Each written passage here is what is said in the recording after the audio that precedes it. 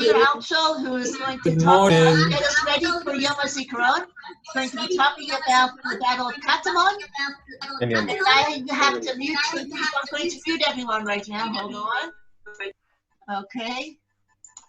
Can unmute me. Yes. Yeah. So Asher is going to be talking about the Battle of Katamon and the Battle for Yerushalayim. Asher, welcome. Okay. Good morning, everyone. And I'm hearing myself, so how do I do that? No, it's done. Go. Okay, good. And I, in the next hour or so, might take a little bit more if we will be exploring the world of Katamon. I deliberately wrote that it's not just the battle for Jerusalem, but battle for Katamon, but it's also the war for Jerusalem, because as we're going to see, the battle that took place in Katamon this week in the secular calendar in 1948 was critical in the Jerusalem theater. But as we go through and we try to understand exactly what happened there and why this battle was so critical, I hopefully will able to show another side of the battle, which I was first exposed to, and I want to give full credit to Gidon Shiloh in the Hishtalmut that I took with him over 10 years ago now. And if anybody did take the Hishtalmut, there are probably going to be a lot of similarities. But I learned a lot from what he exposed, and since then did a lot of research, and we're sharing with that today. We begin with the story of Jerusalem, which in 1947, it was left sort of an open question. Now, because the separation plan in 1947 was never implemented, there's no legal status to the decisions made, although they have served for the basis for talks up until today. But Jerusalem is unique. And Jerusalem is unique because it was not supposed to be part of either the Jewish or Arab state. As it was defined, it was a corpus separatum, which in broad strokes means that it was basically supposed to be an area governed by the people who lived there, with some type of international supervision. It was never supposed to be an international city. This is going to be critical as we start to talk about what Jerusalem should be in the future or what it could be. But one of the points that I'd like to make is that what eventually happened in Jerusalem, which the eastern side became part of Jordan, the western side became the capital of Israel, was really not finalized until the last talks, and it's not something that we can take for granted, meaning what actually happened in Jerusalem. If you were standing at the beginning of the war, which we're about to go to now, we could not imagine that what would happen at the end. And we're going to see that as the war develops and as the different changes happen, these things were critical in the development of Jerusalem. And to make that point, I want to go back to a map that takes us back to 1937-38. This map, which I have not found in English, so you can see here, is a map that was presented by the Jewish Agency.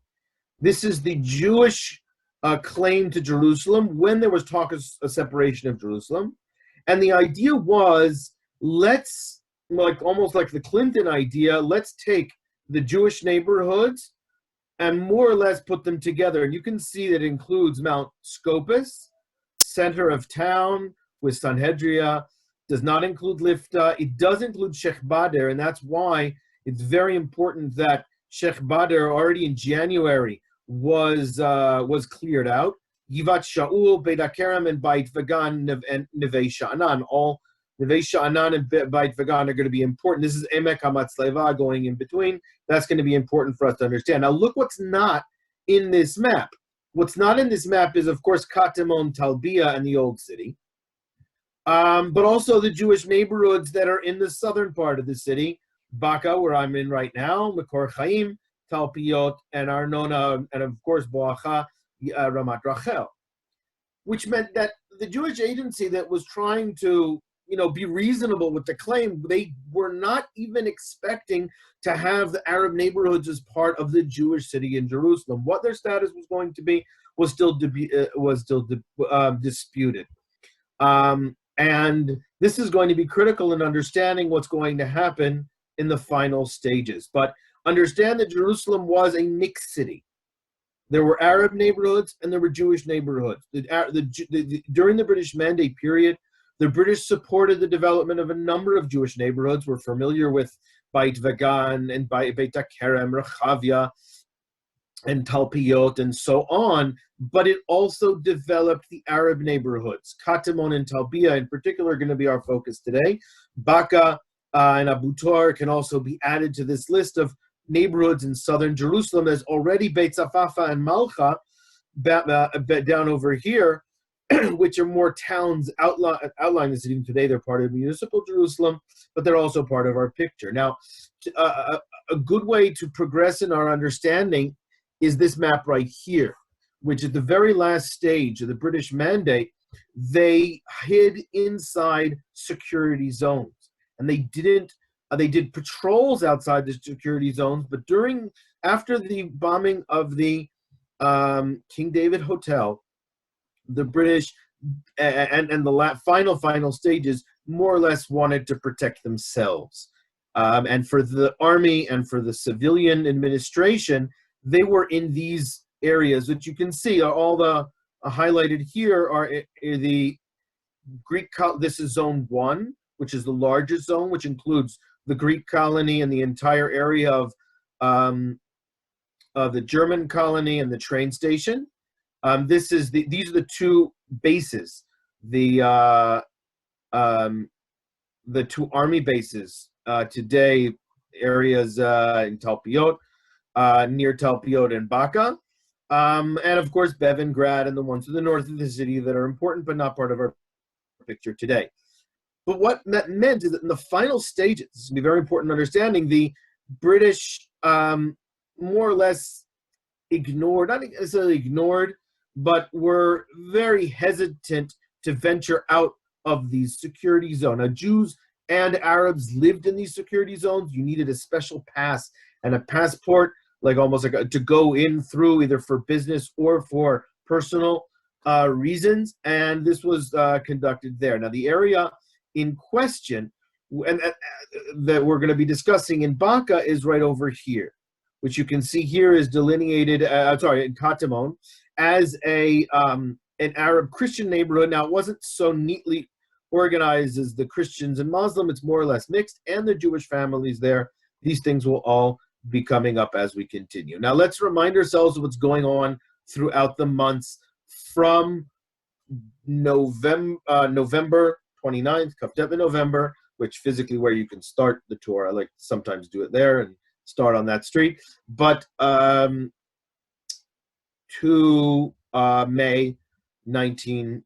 November 1947 to May 1948. The battle that we're familiar with in the road to Jerusalem. It's very hard to get to Jerusalem. Their bombings in February and in March in the center of town. And there's skirmishes, snipers going on and on. So we know that at the beginning of April, there's a major operation of Nachshon, which is intent to clear the road, which was overall, even though there were a lot of losses, overall successful. But when we are going to get to the specific story of Katamon, or even more specific, the San Simon, the monastery here, in order to understand the background for this, we have to understand there was one more very important military operation, that's Yevusi, and some tremendous losses there. I'm not going to go through the whole thing now, but just two things to understand the background. One is the loss of Nebi Samuel, and particularly the commander of the Nebi Samuel, which was Poza.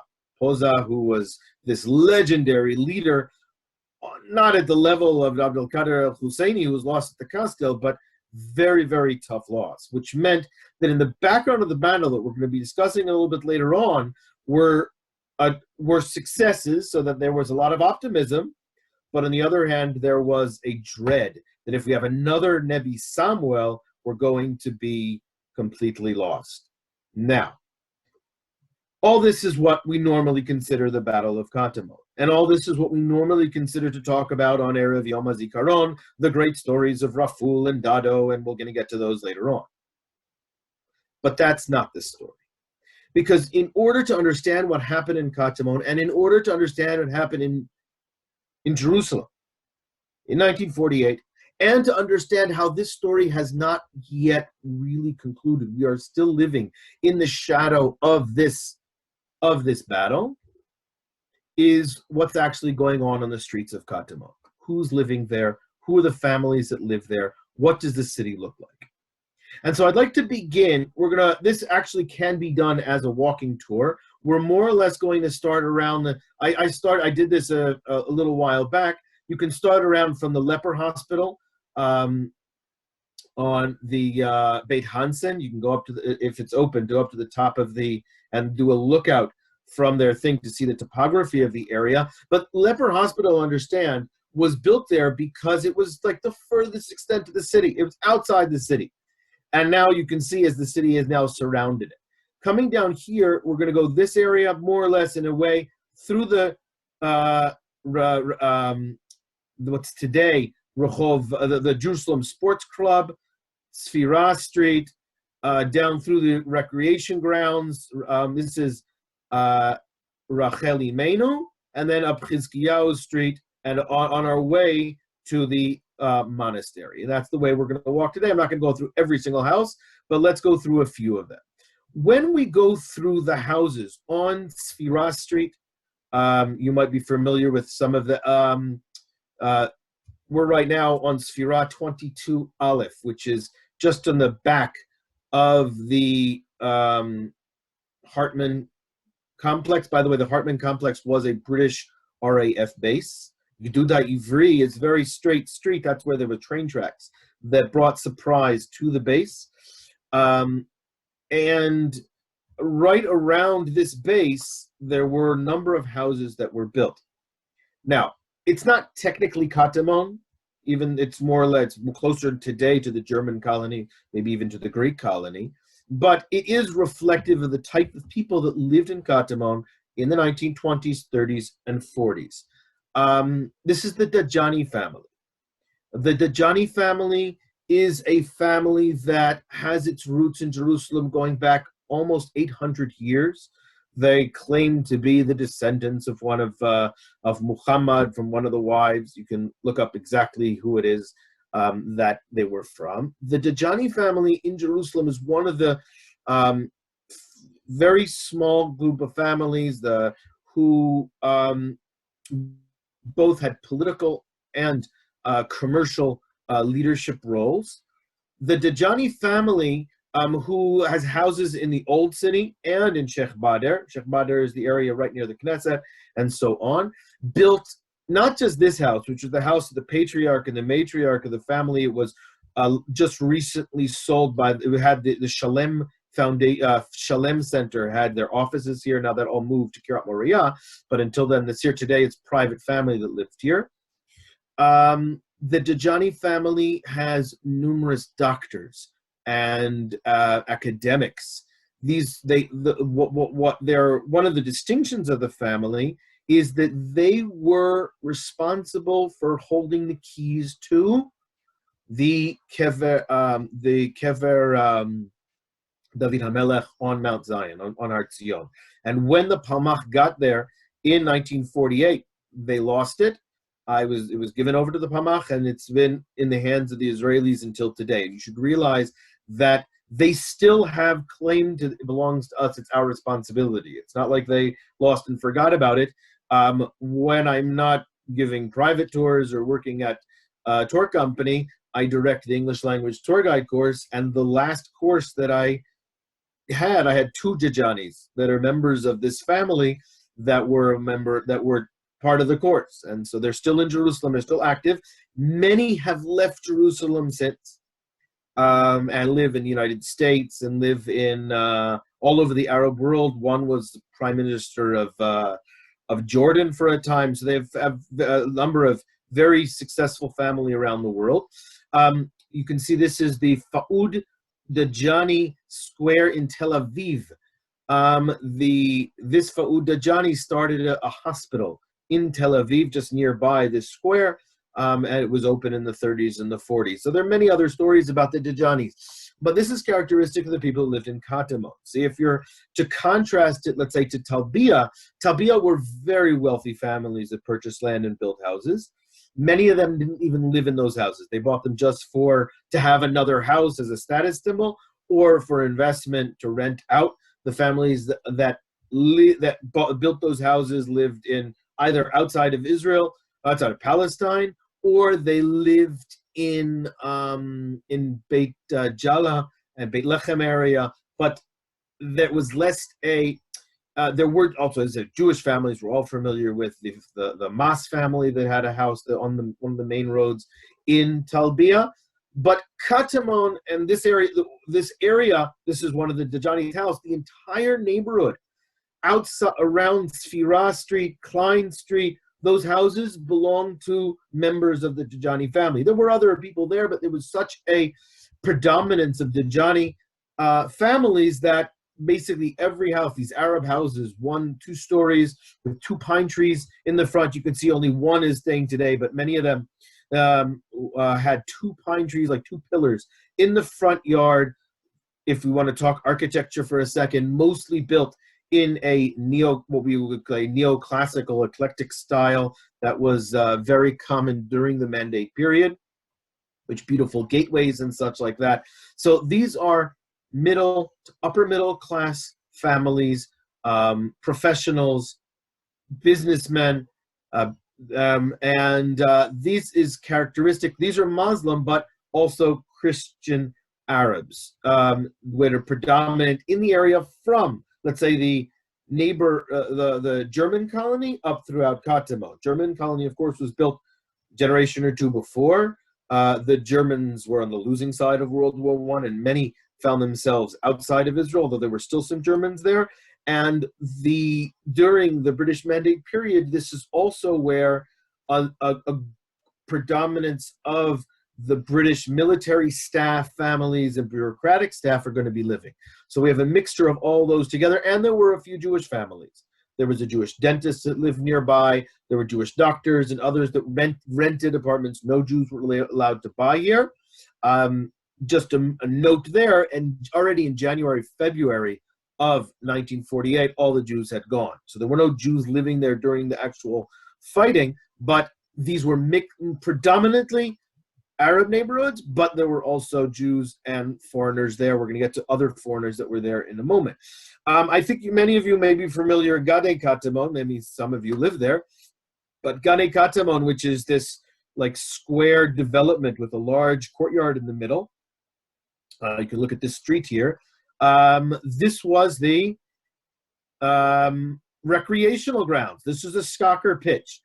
And it was part of the Jerusalem Sports Club that started during the British Mandate time. It's still there today. The tennis courts and the squash court this is the squash court right there. It's still there today. It's been functioning pretty much without anything. Here is I found one picture on the internet of the actual pitch. Here is the Poel Yerushalayim playing there up until they decided to build, this is interesting, a 14,000 seat stadium right there. They were going to build one there until there were crazy riots and people, both the Erlois and both religious reasons and for noise reasons. And that is the background of the Teddy Stadium that was built a little bit farther out. But until then, this was the main soccer pitch of the area. One note just to this, Jews aren't really known for their sporting prowess, but there was an amazing Jewish soccer team called Hakoach Vienna, Koach Vina, that played all over Europe until the Nazis took power and they eventually had to disband.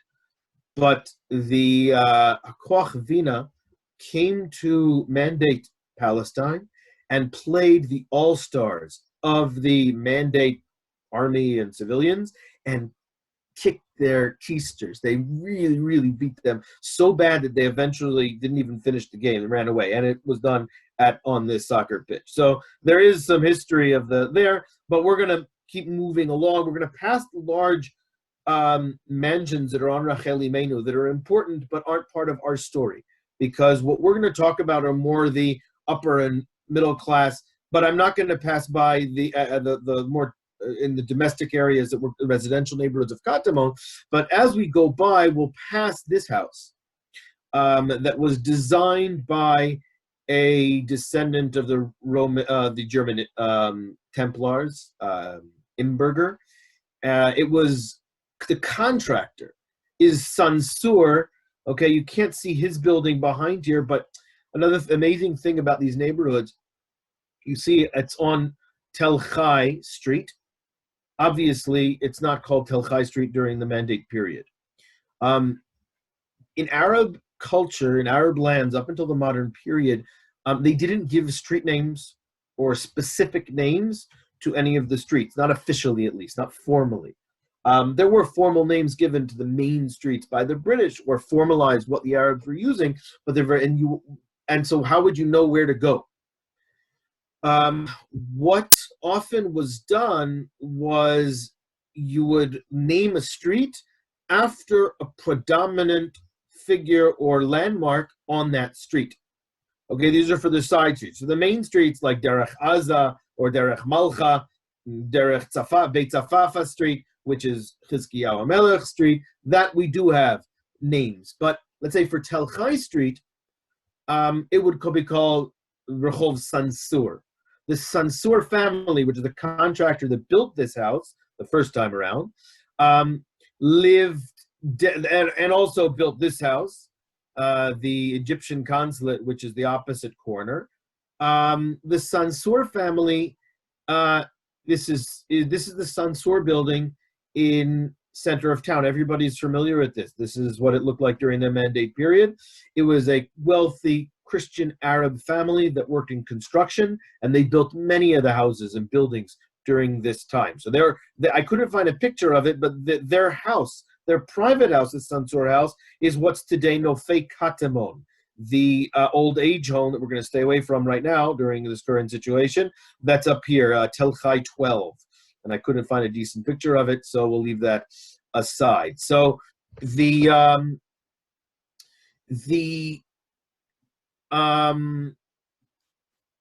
were we? Going back to this house, which has an amazing story today because it was a house of a wealthy family, and it was used as an embassy during the early 60s and 70s. Then it was sold to private contractors. And the private contractors wanted to maximize the area, but this house was in the center of the property, and they wanted to build this large building behind it. So they put it on, they basically sliced it off of its foundation. They rolled it to the front of the property and built this large building and sold about 12 apartments or something there. And today this houses the Jewish Center for Public Affairs. And this is Dori Gold's think tank. You may be familiar with this book. This book I might be referring to a little bit later. I got it over here. It's if you want to know more about the specifics of the greater picture of the fight of Jerusalem, this is a critical book.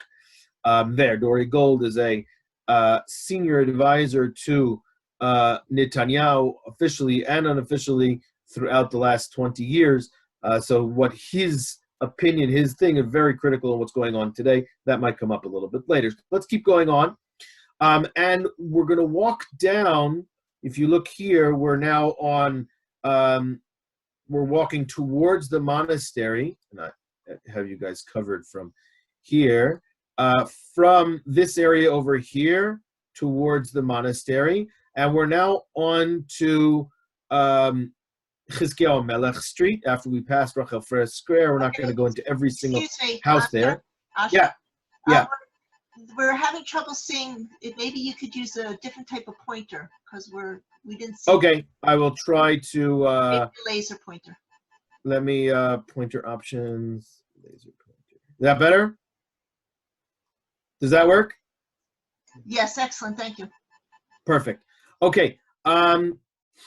So, by the way, this is a good time. Anybody have a question? We stop for a drink of water or something. Are there any questions or any comments before we continue? I was going to do it. Okay. So let's move along. Anything? I don't see everyone. They're chats. If you could take a look at the chats. Okay. So let me just pop out of here.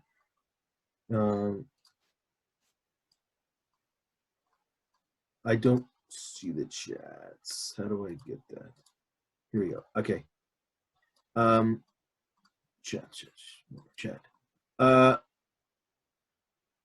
Okay, I will specify the streets. I could give this as really a tour, street to street, house to house, but that actually takes 5 hours, which I did last Sunday. So I'm not going to do that now. But more or less what we have done, just to review, I like to start on, by the, here, we'll go back. Why can't I do both? I'll use, here we go. I'll use, I'm going to go back to the, here. I like to start here by Henson, come down here. There's the alleyway next to Omert's house. You can come through here, around here, and down. This is Sfira Street. That's the Dajani house. All these houses are part of the Dajani neighborhood. This is Root Street, and then you get to Rachel Imenu here. So now, right now, we just passed the corner of Tel Hai. That's the Sansour Street.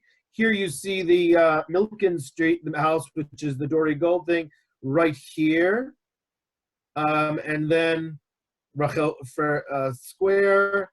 This is Beirut Yitzchak Street, Bustanai, and eventually up to Chizkiyahu HaMelech over here, and that's what we're going to pick up in a second. One more thing I skipped over is the name of the street that was given to Ganei Katamon. This street right here.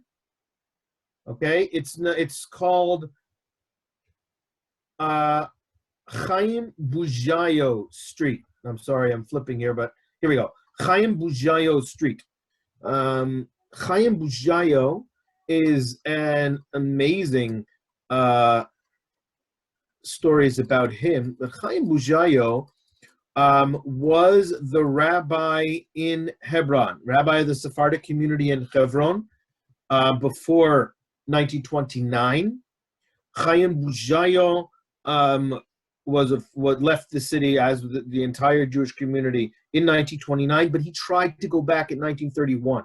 He made an attempt to return to Hebron afterwards and was unsuccessful. But in the desk of his study, they found a whole group of documents like this one here that were the land deeds of the property ownership in Hebron, which allowed for a lot of the modern day return to Hebron. It's an amazing story. That might come up a little bit later, as you're going to see. Where are we now? We have now made a turn off of Chizkiyahu Melech Street, which, after passing by, if we're in the mandate period, we pass by 2 hotels. We pass by a number of nice houses. Right now, it's an Italian restaurant, which has takeout. You can still order from them. And we made a turn onto Bilu Street, and then another turn onto we made another turn onto Yordei Hasira Street, And on Yerdei Asira Street, which goes all the way around, but before we make the turn, we're going to stop at a very important house. Okay, the house belongs Yerdei Asira 8. Yerdei Asira 8 belonged to Khalil el Sakakini. And who was Khalil el Sakakini? Khalil el Sakakini was one of the most important figures of the neighborhood. He was one of the last to leave in April 1948. Khalil el Sakakini was a Christian Arab, belonged to the Greek Orthodox community in the Old City. On one side, they had Greek lineage. He was an intellectual. He was a teacher. He started a school. When the British Mandate set up their system, they didn't just build infrastructure for the Jewish community, but also built up an parallel infrastructure for the Arabs, and they set up a British run or organized education ministry, and he was appointed to be the head of it. He quit when Herbert Samuel was appointed as the High Commissioner, but you can see from what he is, he's also authored one of the most important textbooks in Arabic, modern textbooks that's still used today in Arab countries, but a lot of people, second generation, 50, 60-year-old Arab would have used his, and he's got a street in Jerusalem, Ramallah, there's a Sakakini Cultural Center. He's still remembered today, very important. Now, he's a teacher. As a teacher, he didn't have the greatest salary, and even though teachers in the Arab community are well respected, but he wasn't a very wealthy person. But he saved up every dime, and his pride and joy was his house. His house, which he built pretty much on his own. He purchased the land, he built the house, the gardens and the trees around it. It more or less has not been touched today. It's a Vitzo Gan nursery school. There's other people living down here, as I visited recently. But this is the house that he built and was lived in with his son and two daughters up until the end of 1948. If you notice here, he lost his entire library. He left behind. It's today in the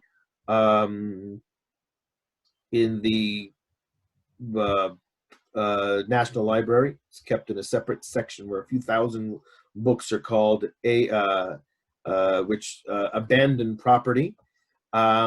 His family did actually go back and see some of the library. He did, though, before he left his diaries, which is why it's so critical. And his diaries were translated, you see, into Hebrew by Gidon Shilo, who did us a great service in translating it. I would suggest, though, comparing the translations of the Hebrew into the English, because he does leave out a few things. Gidon Shilo, in a very minor comment of just of critique, I think he almost romanticizes this intellectual Arab and so on. Khalil Sakakini was one of the pioneer Palestinian nationalists. He was very positive about the attacks on the Jewish, both individuals and things that were going on during those months. And so in terms of that, he fits in within that thing. But understand there's some ambivalence to his character. Because if you're all familiar, and a critical book to understand this time period is, of course, let's see if I get it into that's got to be back by here. Wow, you can't even see it. One Palestine Complete is what I'm holding up here. Put it in front of your face for a second. There we go. One Palestine Complete. This is really weird. Okay, One Palestine Complete by Tom Segev, translated by Chaim Watzman, and this is his copy because I don't have one, and I borrowed it from him, my neighbor down the street here. So he is the frame of this whole, Tom Segev chose Khalil Sakakini to be the frame of this entire time period. Also, and he starts with the story where at the end of the Turkish period, he takes into his house a Jewish American who is run after by the authorities, and both him and this Jew were sent to jail for almost a half a year in Damascus. And so he does this partially because of his sympathy for the Jews, but also part of his ethos of the Arab host, and that you're not allowed to turn someone away and so on. But understand that this is just very, and there's much more can be said about Khalil el Sakakini, but this is part of this very complex picture that we're about to be built. And what we're building is a neighborhood of professionals, Christians, few Muslims, but mostly Christian, that are educated, that have been exposed to the Western world, that have money, that live a high lifestyle, a bourgeois lifestyle, something we're not really familiar with so much today. This is you may be familiar with Ada Kalmi. I may have heard of her. She wrote a number of books. Her family grew up in this house. It's not this house in Katamon. It's what's so interesting about it is that her house was only a one-story house. A later developer put on a second story, and when Thomas Friedman was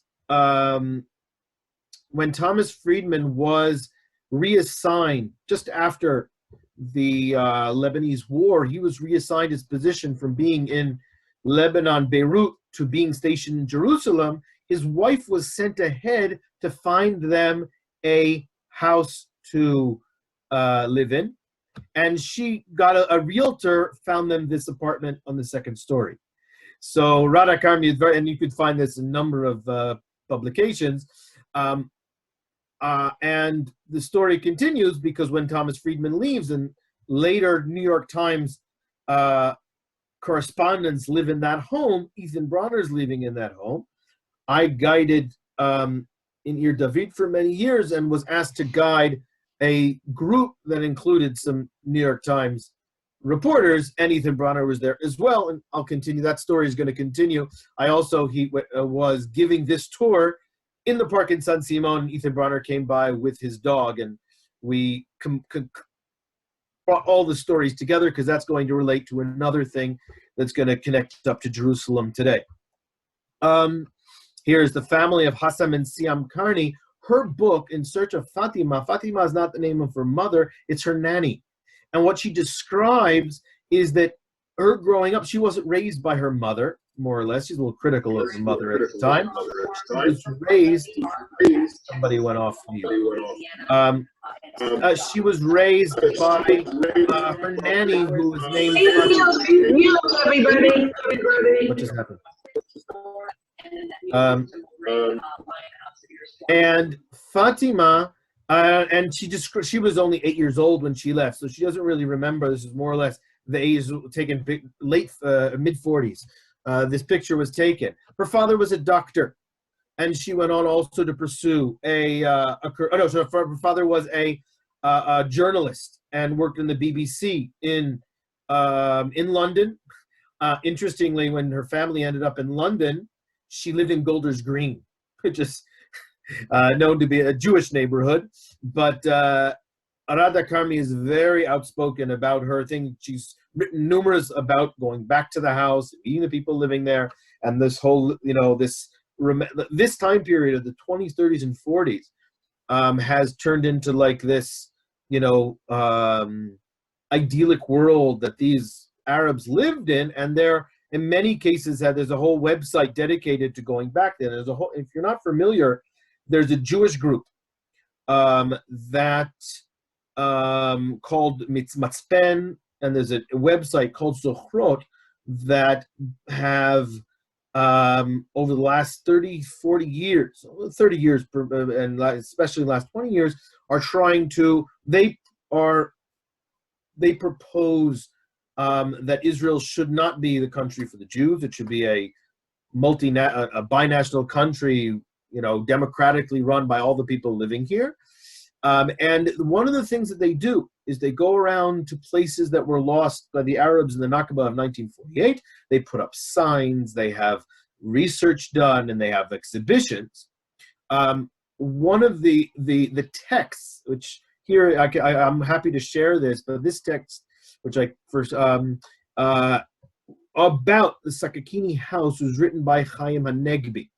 Chaim Hanegbi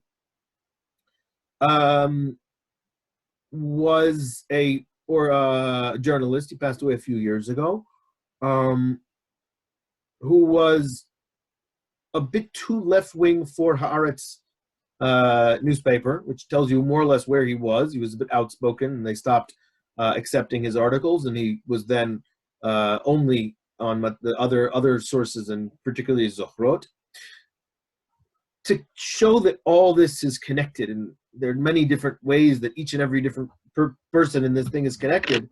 Chaim Hanegbi is the grandson of Chaim Bujayo.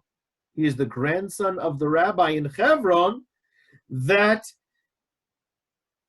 the deeds for the entire community, and basically the foundation of the entire community that's today in Hebron, were there. So these stories can lead you in all kinds of amazing things. And here I will give credit for what we're about to see, the battle itself in Katamon, which you learned at Moshe Charmatz. And one of the things that we can learn from Moshe Charmatz is the story isn't about how many guns or how many tanks, it's about the people. And therefore, as we continue studying about this, we can acknowledge that it's not just about the houses, and it's not just about the stones. It's a lot about the people that are there. And that's going to be something we could do there. And there are many more houses, but I'll show you just a few more. Here's Radak Army when she came back to the house in the late 1980s. I could not find a picture on the internet, but as we make our movement back to the battle, one house in particular is going to be very important, and that is 2830 Chizkiyahu Melech Street. 2830 are two twin houses that are almost identical, but they face each other. They have a large M on the top from the Morkus family. The Morkus family lived there. They were the contracting family. Okay, the contractors, another wealthy contracting family, Morkus, that built many houses throughout Jerusalem during the Mandate period. And 28, if you look here, let's go back to the map that they drew. I found on one of the sites here. You can see here is the Sakakini family on Yordei Sirah Street, but let's go back out. This is Bilu, and you can see the names of all the different people they tried in memory they had here. And we're standing on Chizkiyahu Melech Street with these twin Morkos houses. One was the Iraqi Consulate, and the other was the Bellevue Pension, or Bellevue Hotel. The Bellevue Hotel, I was actually told they were the opposite, but on this map, this is 28 is the Iraqi Consulate, and 30 is the Bellevue Hotel. Now, why is this going to be very important? Because the Iraqi Consulate is going to be the headquarters for the Arab resistance in this neighborhood. It also, the British allowed them to have like an armored vehicle, mini tank that protected it. And there's going to actually be that tank is going to be the tank that's going to be used in the battle later on. So that's going to be very important. And this is going to be the headquarters for the actual battle. But to summarize, and again, there are a number of other houses here and stories about the different people that lived here. In the 1920s, 1930s, 1940s, in Katamon, a bourgeois, upper middle class neighborhood, Christians, Arab, and Jews lived side by side in this almost surreal, idyllic world that all shattered on January 5th, 1948. Yes, January 5th, 1948, and we're going to get to that in a moment. But just one more thing. If we continue down here, we get to the Mizgav Ladach Hospital of today. What was there? There was an ice factory Why do you need an ice factory? This is a bourgeois neighborhood. People had ice boxes. Now people will change the ice boxes exchange them for electric refrigerators when they become available. And this is the highest, I think, per capita area where they have refrigerators here. These are all going to be very important because our final story of today is when this neighborhood is used to house the refugees of 48. They came into these houses that had pianos, that had books, that had paintings, that had, the people of the Rova, of the Jewish quarter, had never seen anything like this.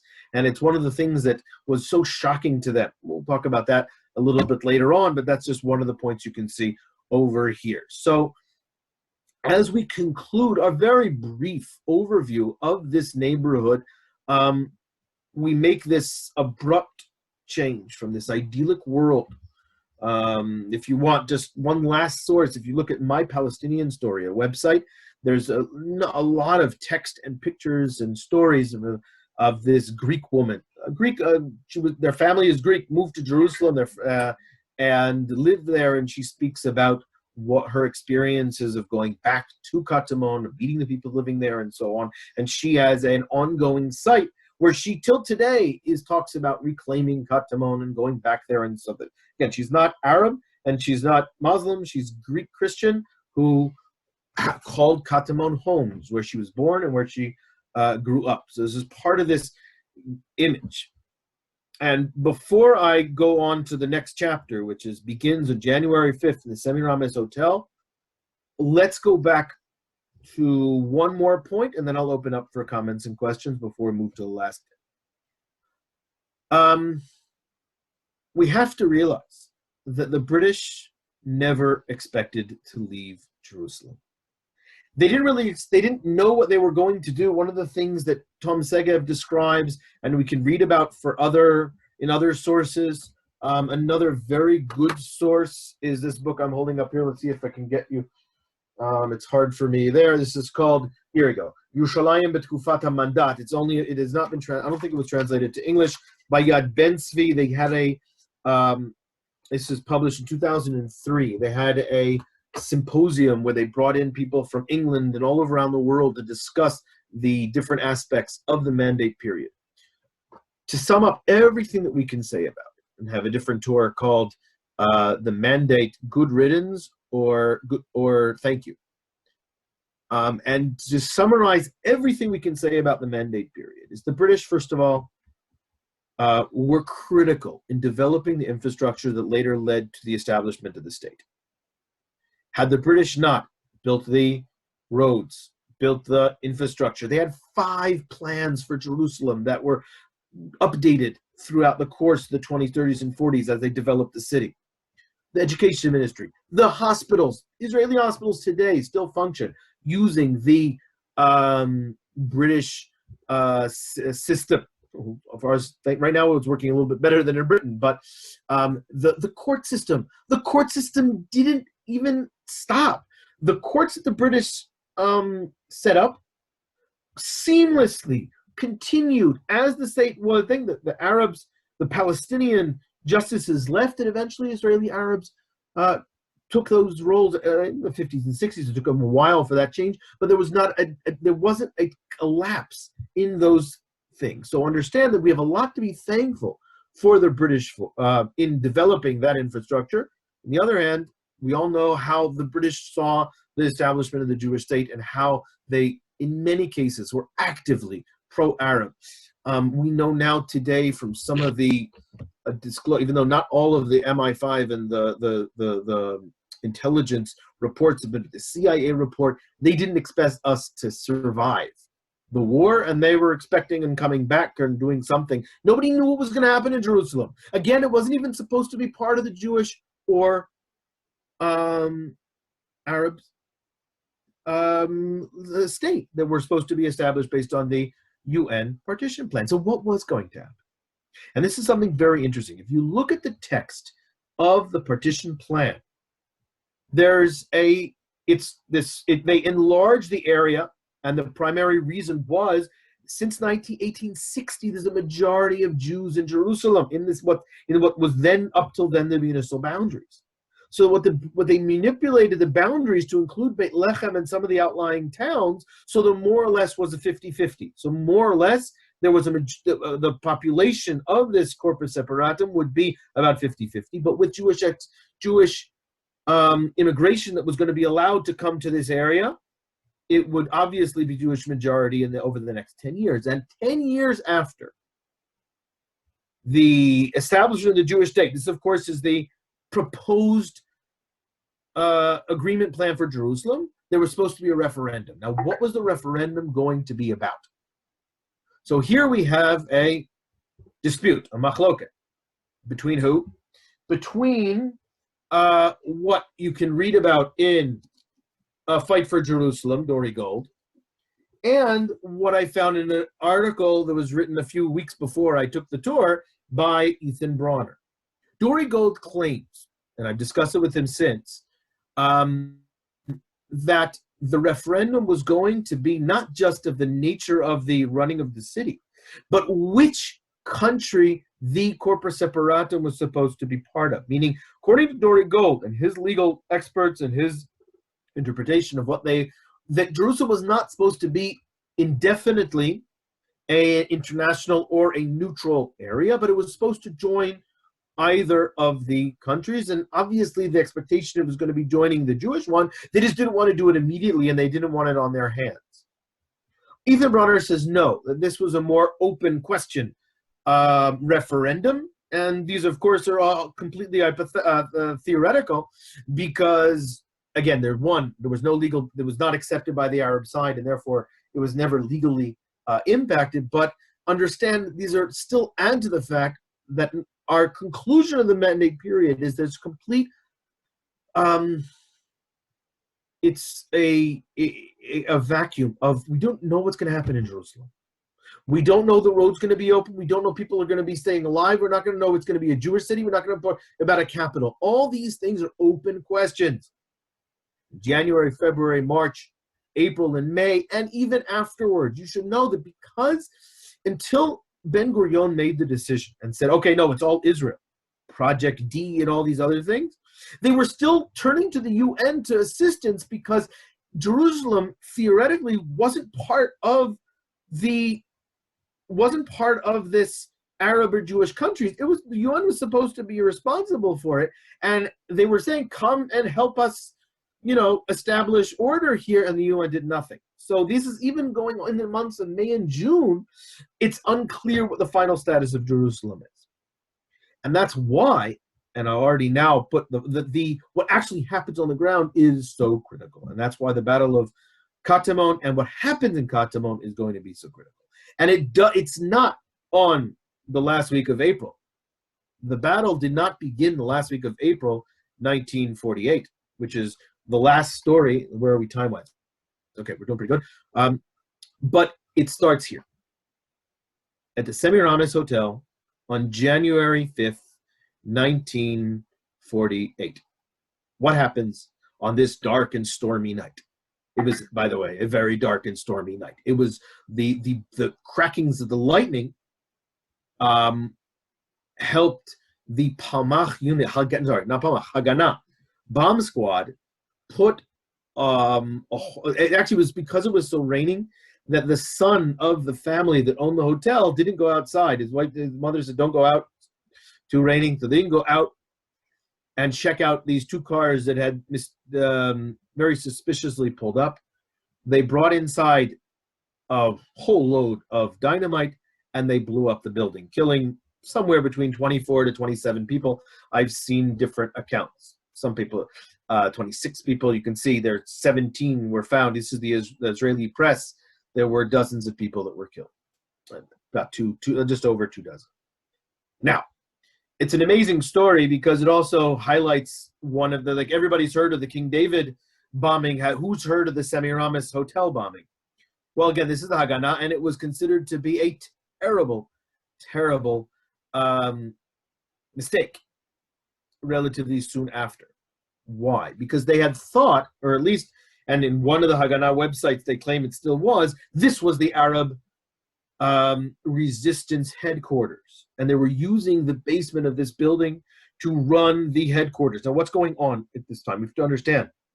The neighborhood of Katamon is mostly Arab. The Jews, in the month of December, most of them have gone to relatives and have left. After the Semiramis Hotel, the last ones all got out of there. There's snipers on the top of houses on Palmach Street of today, which is the furthest extent of the neighborhood, and they're pot-shotting people in Kiryat Shmuel.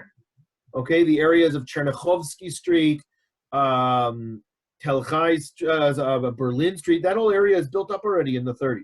Okay, but they're all shooting in, and particularly one place they have an outpost we'll talk about later on. It's called Givat Shahin Hill, is also going to be very important. So there's all kinds of skirmishes and shooting that's happening throughout this time period, and Palmach want to send them a message. Haganah wants to send them a message, and the local Haganah chapter, Ben Gurion and Golda and all say they were not told about it and so on, gave the approval, although it's likely they did know about it, but just denied it for obvious reasons, because one of the people that were killed here was the Spanish consul, in some places the deputy consul, but it's irrelevant at this point. They killed the Spanish consul. One of the things that we didn't go through is that in the neighborhood of Katamon, we have about half a dozen of consulates that foreign countries have set up in Jerusalem and the Mandate Jerusalem. Again, it's not a city capital, but it's a status symbol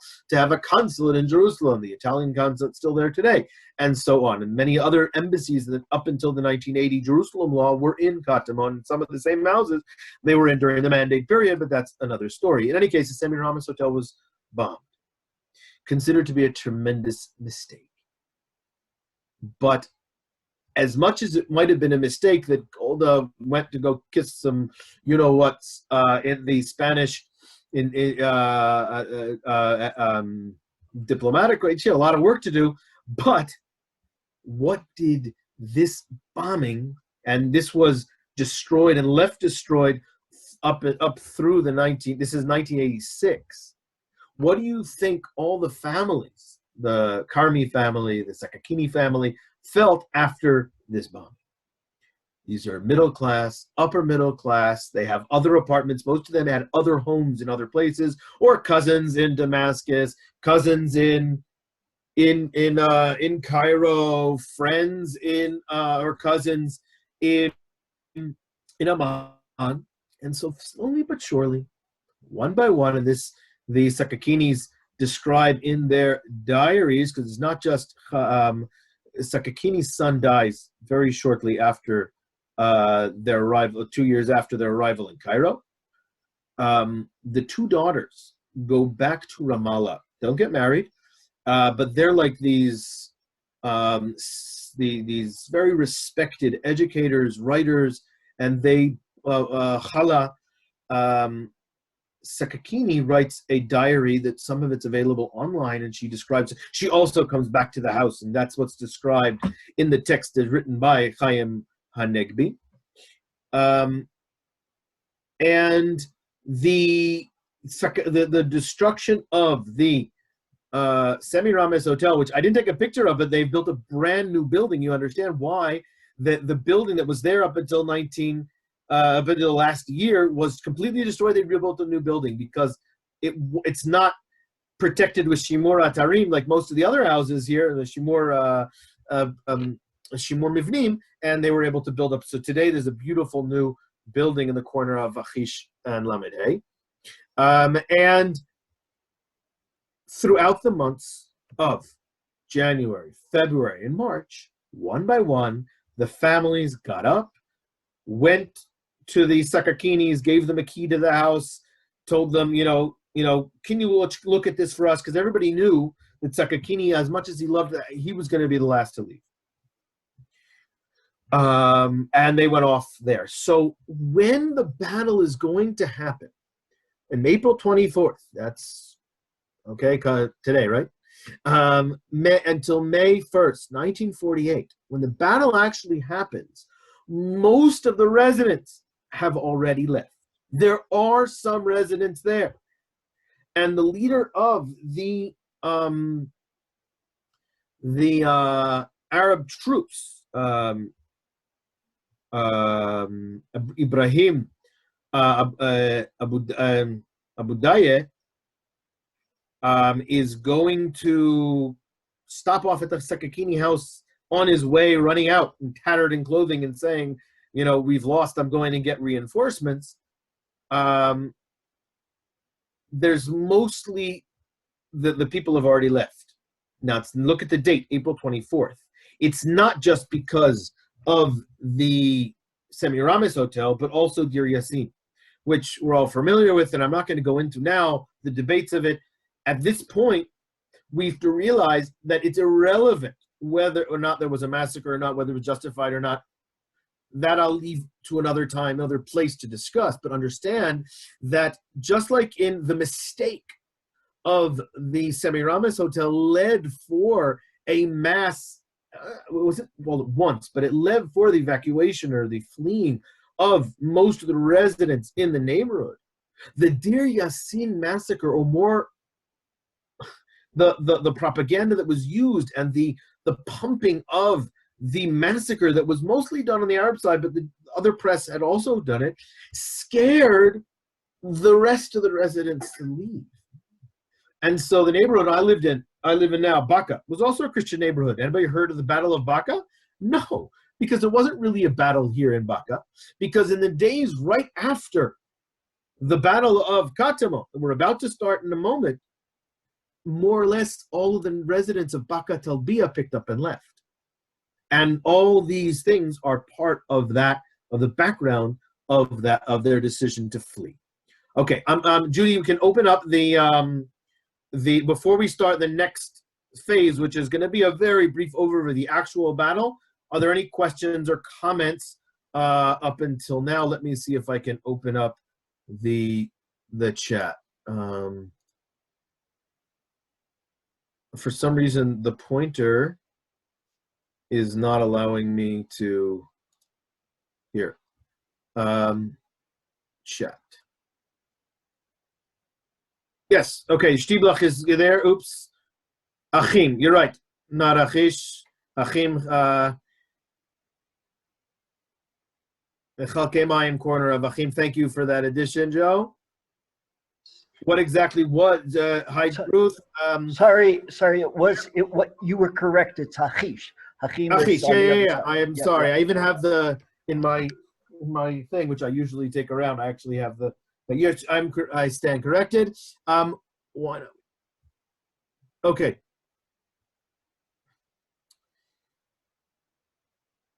Yes, definitely the what do the Romans do for us is part of it. I could have had that there. Mizgav Ladach Hospital. I'll talk about that a little bit later on. Marcus, there are different ways of pronouncing it. Sansour, got it. Okay. Any other questions that are not on the how much longer? I said 1 o'clock. 1 o'clock, I'll be done. But if anybody wants to cut off, it'll be and has other things to do. This is going to be taped, and you can see the end later. We win, by the way, at the end. Spoiler. Yes. Any other questions? I'm about to go on to the last chapter, which is the actual battle. We're good? Okay, here we go. Now, right before we get into the battle, there's one more thing. If you are at 2830 Chizkiyahu Street, and you go into 30, you'll notice on what, you shouldn't do this with a large group, but notice one of the post box says Shalev Fontonella. I was told that's where Meir Shalev lives, or one of his houses. Meir Shalev is an Israeli writer, and he wrote a book that's going to come up interesting when we talk about the impact of this battle. Okay, let's look at the map. These are some of the pictures, and I left a map here somewhere. Okay, here's the map. This is the recreation ground. This is not where I wanted. I need this map. I apologize, but we got to go back to here. Okay, so you can see from this map here, And I'm going to put the pointer back to...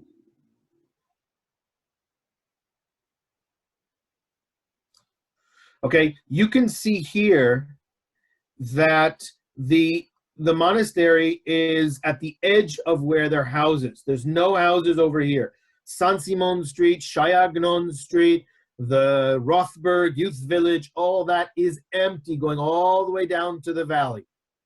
And so that makes it, if you're coming in the valley, you're completely hidden, and you can climb up all the here. There was a wheat field over here.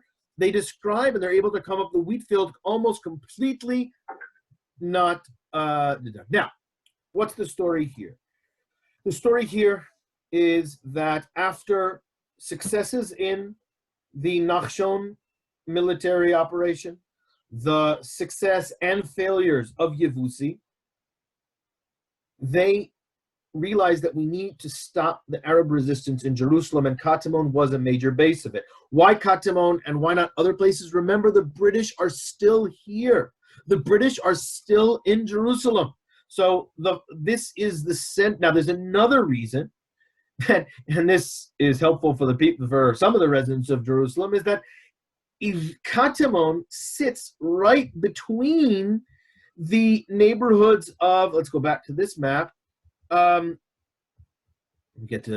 could see the neighborhoods of Talpiot, Ramat Rachel, and Mekor Chaim. Katamon's right here. So they want to consolidate the Jewish areas right here, and Katamon is stuck in between. And so if they knock out Katamon, that more or less creates a Jewish area. This Arab area is Sheikh Badr, that's where the Knesset is today, and the Crown Plaza Hotel and so on. That was an Arab town, but you understand why that was so important to get rid of already in January. So this is a very important step, Katamon there. That's in terms of the map, if we're looking at it from above. But understand there's another issue, and that is topography. And that is that the San Simon Hill doesn't have all these trees around like today. You're up there today, you don't really see the view, but it overlooks the whole city. And therefore, a sniper that's on the bell tower here can have a lot of impact on everything around. So for all those reasons, the Palmach unit was given the decision. Yitzhak Sadeh, who is the commander, calls in the local command, the commander of this battalion. It's now going to give the thing. He says, he shows them on a map of 1 to 100,000, okay, which you really can't go any type of thing. He says, puts his finger on the monastery. He says, take that. And so that is the commander's name was Eliyahu Sela. We should all be familiar with the fact that in that time in the Palmach, no one was actually called their name. Everybody had a nickname. He was from Ra'anana, so they called him Ra'anan. Actually, he was from in Harod, but whatever. They called him Ra'anana, and he is given he is given the mission: go and take. Where is he? There he is. Go and take the thing. Now, if anybody really wants to, you can hear. He passed away a few years ago, I think 2017. But in 2010, the Beit Sefer Sadeh Kfar Etzion taped him giving his whole story. It's about an hour long, so if you're interested in continuing, you can get all the details from it. Although you could be, Uri Milstein, who's a whole story has a lot of critique of some of the things he says, but more or less, I'm going to give now the overview of what happens in the next few hours, because they're going to be critical, not just for the Battle of Katamon, War of Jerusalem, but for the development of all of Tzahal. We had two Ramatkals, that general staff that were participants in this battle. David Elazar, who was the Ramatkal during the Yom Kippur War. Rafael Eitan was also, I think he was actually shot in the forehead. He wasn't shot in the forehead. If you're shot in the forehead, you will die. Shrapnel or something, it did get cut in his forehead, and he physically took it out of his head, but he saw this battle to be so important for the Jerusalem and for all of his that when he was inaugurated to be Ramatkal, he said, I want to do it there. He did it on, and he said, right here is where the foundations of Tzahal began. And that's how Moshe Charmatz does his story. He begins with an excerpt from that actual, from his inauguration address. So it's a very important battle in some of the stories. And again, the battle took place, I'm not going to go through a very brief overview because I don't want to take too much time. And as I said, for me, the military battle is very important, but it's only part of the story. But let's go back and see. It starts on the 24th of May, when they sent the first unit to go try. They divided up in groups. One came in the valley. One went up to Givat Shahin. Givat Shahin, I don't have a picture of it, is the hill right behind the bank and the co-op. There's like a hill above there. That is where there was a unit of Arabs that had a machine gun and were shooting anything that went by. So one of the units went up there and took that, and was going to. So they were sort of to be the diversion, because they were going to come basically down Palmach Street, taking out the snipers that are on the roofs, and the main attack force was going to come up from the west and the north through those wheat fields. And that's what they did. They came up through the fields. The 24th was unsuccessful. They got too close. They were spotted. It got too late at night, and they went back. Again, after the failures of the Lamed Hay, which is already a few months back, but after the failures that had gone on throughout both the Nachshon and specifically Nebi Samuel, they were very hesitant to continue if they didn't know they would actually be able to be successful. So they went back. And they said, okay, fine. Yitzhak said, it's fine. You go back. I know you do it again. And they went back, basically using the same plan, which is very surprising. But they did. They went the same plan, and they went to attack. So they leave on the night of the 29th to the 30th of May. And they go throughout the night. They climb up the hill. They get to the actual monastery. If you're familiar with the monastery, there is a monastery inside a walled area, but opposite are three buildings. The three buildings, which doesn't look occupied today. I was there last week, but they had some type of home for disabled up until recently.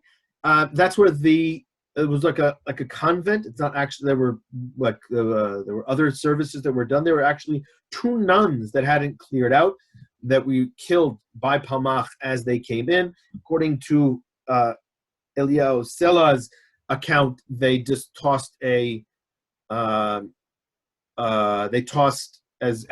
procedure going and taking a house, you toss a grenade into the room before you go in and clear it out.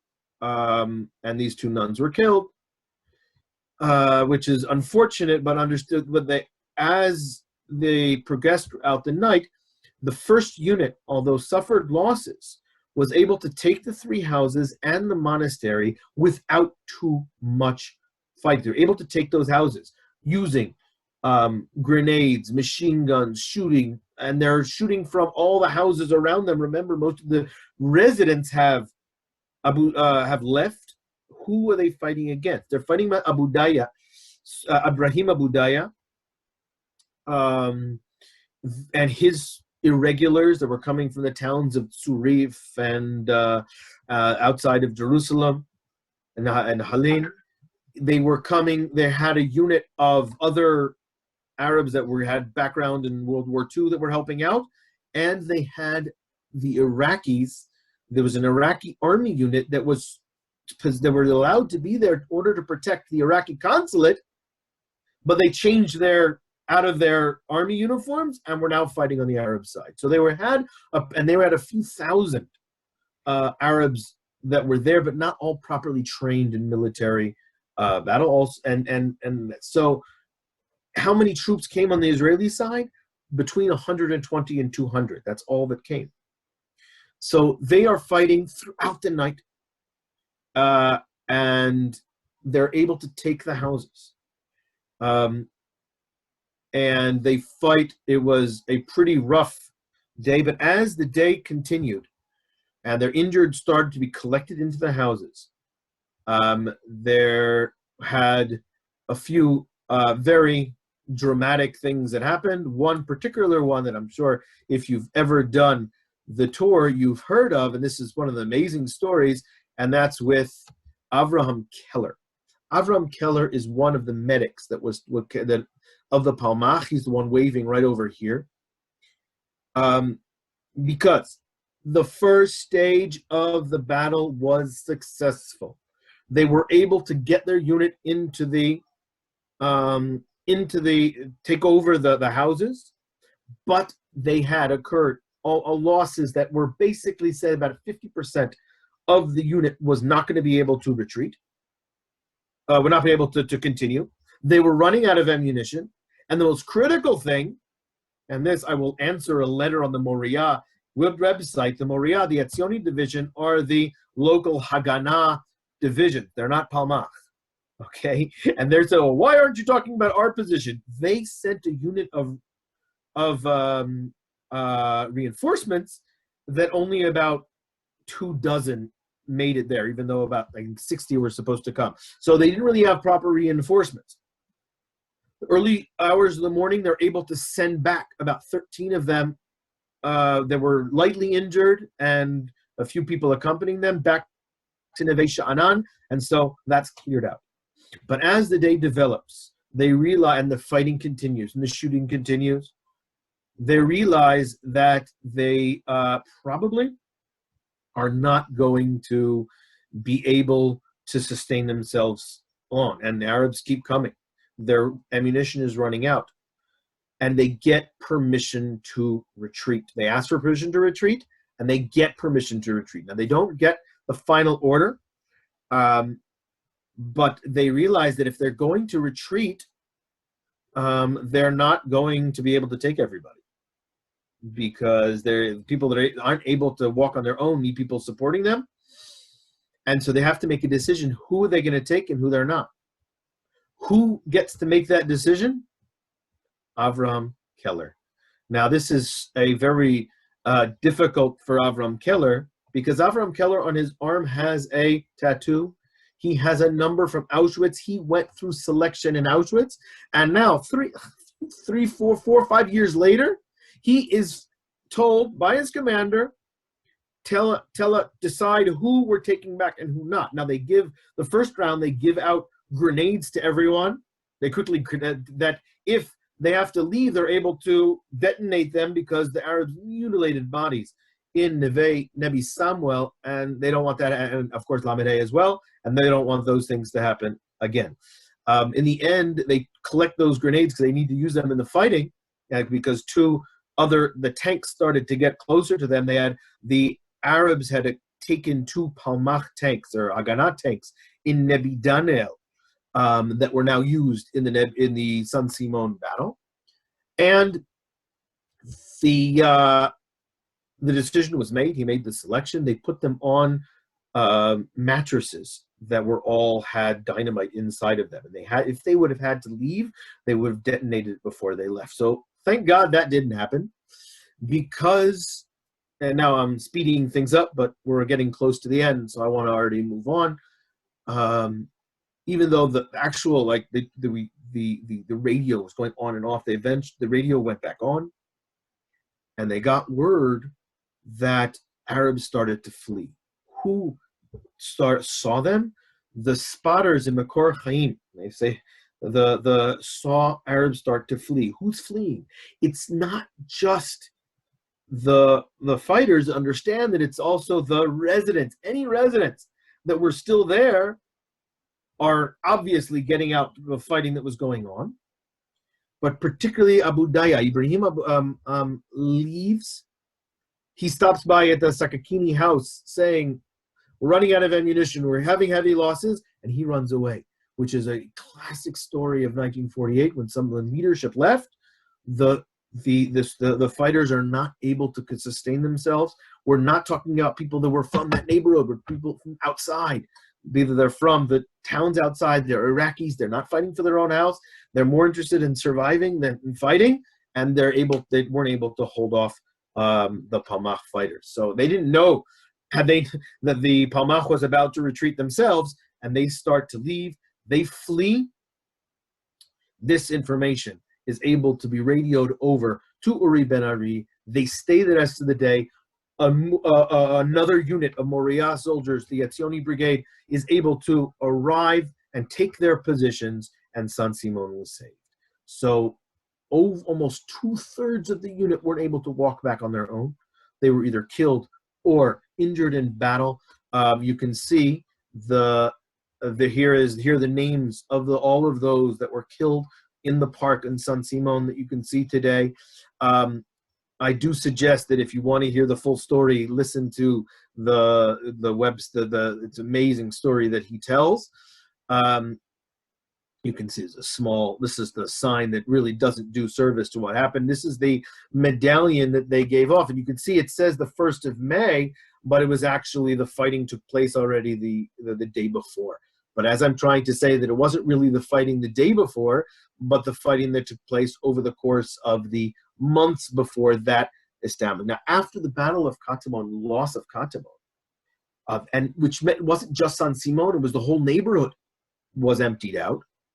Then the next 2 days, Baka, Talbiya were completely aired out.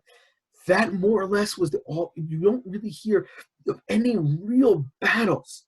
There were a few that Etzel and Lechi and a few of the Haganah units had when they established the final armistice line that was only agreed upon much, much later on in March of 49. But that the let's say the building of the buildings right on Route 1, right on Ma'ale Palma, Tanchanim, the Notre Dame de Jerusalem, or Notre Dame, which also changed hands a few times. So there were other battles, but this battle basically was the critical battle in the Jerusalem theater, and it meant that what we're going to call for the next 19 years Western Jerusalem was going to include Katamon, and eventually when the British left, they had enough, they were able to very quickly come in and take over the areas of the train station and the Talbiya and the German colony, which needed to be cleaned up. Right after the battle, the area's neighborhood, there are all stories of looting that took place there, and there's some things which we don't necessarily have to be proud of, but we should acknowledge they happened. But understand, there wasn't enough food in Jerusalem. People were told, Dov Yosef, okay, who is responsible for the civilian population, there's not enough food. He tells people to go, tells the units of army to go to houses and collect food because we need the food. And so that's what's happening in the first wave. The second wave are people coming in and taking all, again, we're talking about a bourgeois neighborhood that has got, kol tuv, that most of the people that had been under complete siege from December, January, all the way through hadn't seen this stuff. It wasn't a pretty sight, but we should acknowledge that it happened. But what also happened, this goes back to Misgav Ladach, is that the refugees, about 3,000 were kicked out of the Jewish quarter, but they made up with their families that some had already left earlier. So about 3,000 to 4,000 refugees from the Jewish quarter had nowhere to go. And the Katamon houses were empty. And so the families from the Jewish quarter were put into these houses. I remember the old Sidurim, if you go into the Shtiblach in Katamon, that should be here. If you go into the Shtiblach, the old Sidurim, the name of the official name, which isn't on the website today, it's the Shtiblach of Katamon for Plitei Harova Betashach. That was the name. And there's also a Porat Yosef. If you go down the street, there's a Porat Yosef Beit Knesset established 1949. That were the Pliteim. And basically, 4 or 5 families were given a large family house, and this is where they left for the next few decades. What happens afterwards? Again, through the 80s and 90s, it went through gentrification, and now it goes back to being a bourgeois, upper middle class neighborhood, going back. But that's what happens in the 1950s and 60s. One last story. You may be familiar with Meir Shalev, and if you are, you might know of his book Yonah v'Noar. His book Yonah v'Noar is the story of a Na'ar. The Na'ar doesn't have a name, which is very interesting. But the Na'ar was responsible for carrier pigeons in the 1948 battle. Meir Shalev did meet with Yonah, with Eliyahu Sela, with Ra'anana. He met with some of the other commanders there. There were no carrier pigeons used during this battle, but that's irrelevant. It's a historical fiction, but it's also a story of somebody, Yair, who's living in the either 80s or early 90s in Israel. And this characterizes something that when I do give this tour, there's one theme. And this theme, which I haven't built up the same way I do as a tour, because I built this more as a lecture, but I think you'll figure out where you put it in, is we see from the beginning until here. And the theme is that all the people that we've met throughout this entire trip, through the Dajani neighborhood, through Sakakini, through, and particularly this is the theme that's all throughout this book of Yonah v'Noar, is the need for a home, the need for a house and a home, a physical house and a place that they can call home. And what's so interesting about the way Israel has developed is that in 1948, when the names, everybody's name, Ra'anana, were so important, you get to a point where this kid's name isn't even mentioned, and it's not even mentioned that the battle is the battle of San Simon. That's also relevant for the story. What's important, and you want to read this story, it's got a little bit of a weird ending, but you're welcome to read that on your own. I'm not going to give you a spoiler on there. But all the people there were looking to find their home. The Jewish people were looking to find a home in the land of Israel over the last 100 years in the Zionist movement. And Baruch Hashem, as we're now stuck in our homes for 40 days, 40 nights, 50 days, who knows how long we're going to be stuck in our homes. And as much as it's hurting our professions, but it does give us a perspective of how much we have to be thankful for the fact that we have a home, in a physical home. Mine is in Jerusalem, and all of you coming here for the rest around the country. So, but we have the land of Israel, Eretz Yisrael, Medinat Yisrael, as our home. I think, though, it's something that we should acknowledge and learn to appreciate, is that as much as we can be happy that we won, because the alternative was being thrown into the sea, and the epilogue of the Holocaust, which is what many thought was going to happen. So we can be happy we won. But there was another side, and the people that lived in Katamon until today see their houses. Legal status of the houses, something that I didn't go into, and I think we're done. So in terms of the time, but there's a lot on the internet about it. Basically, Israel's law is that anyone that leaves their house to an enemy state during warfare, gives up all claims and rights to their home. And so legally, all the people that were in Katamon that went to foreign lands lost their homes, and it went over to the Apotropos Harashi in the state of Israel and were sold through Michraz and so on. But let's say you were an Arab, you can prove that you were in London on business. You can show that you had during the war, technically you can get your house back. And I was told that there's few cases that they're trying to do in court. There's a whole other chapter here, and that the land actually doesn't belong, much of the land belongs to the Greek Orthodox Church, and in the JNF, or in this case, it was private contractors, purchased them for 99 years, and that's coming up. 2051 is a lot closer for a lot of people than things. So there are a lot of other things that lead into this story, but concluding, I said 1 o'clock, so it's 1 o'clock, and I can conclude, but I'm willing to stay on and answer questions and discuss things for the next few minutes. The title we started with was the battle for Katamon and the war for Jerusalem. There are a lot of people out there that still do not acknowledge that Jerusalem, or don't want to acknowledge that Jerusalem is a Jewish city, whether Western Jerusalem, Eastern Jerusalem, it's irrelevant. And the Netanyahu administration made a very big mistake when Obama said, I want stopping in all settlements, and they included areas that are part of municipal Jerusalem and not part of the West Bank, because what they should have claimed, as legally they should have, or they could have claimed, is that these are not disputed, these are not occupied in the, let's say, the Ehud Barak admission of occupation, not occupying other people's lands, but occupied by the Israeli army, is that this area of Jerusalem was not intended to be part of an Arab town, Arab area. And so Jerusalem is still a much more complicated story, both historically and legally, but understand that I think if we're not lawyers and we're not working for the different legal aspects, when we're guiding visitors to Jerusalem, we're talking about people. And I think if we introduce to them to the legitimate people that lived there and introduce them to these stories, and there are many more stories.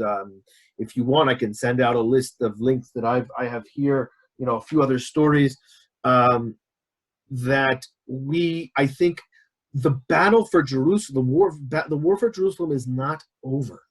And the war right now is thankfully no longer with guns or in the courtroom. It's for people's souls and for people and for public awareness. And the people appreciate this is now a Jewish city. It's the capital of Israel.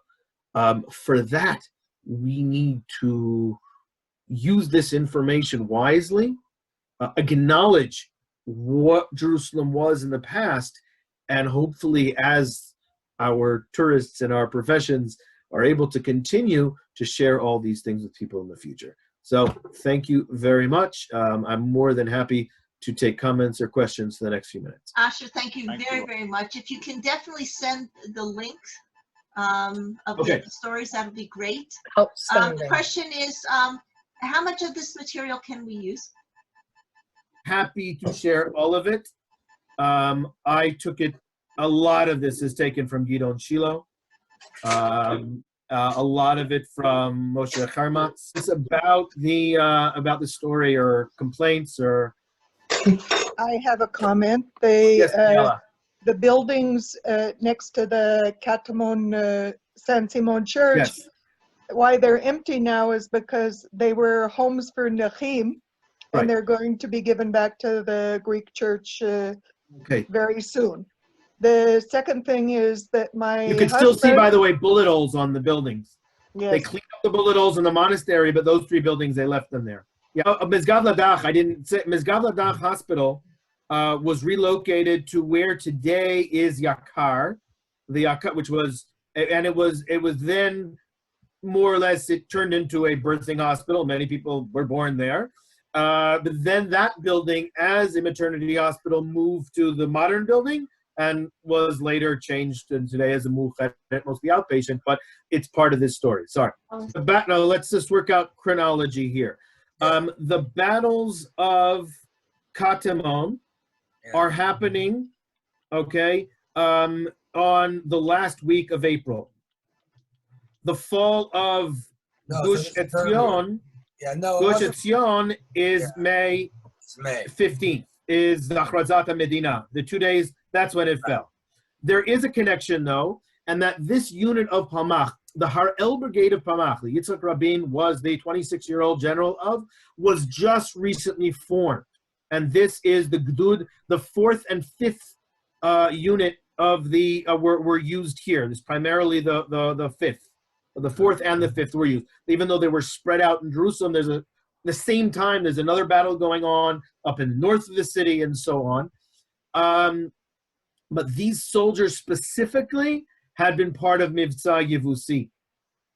So at least the ones that were in Uri Ben Ari's unit and in the other unit. There are a few of the units there.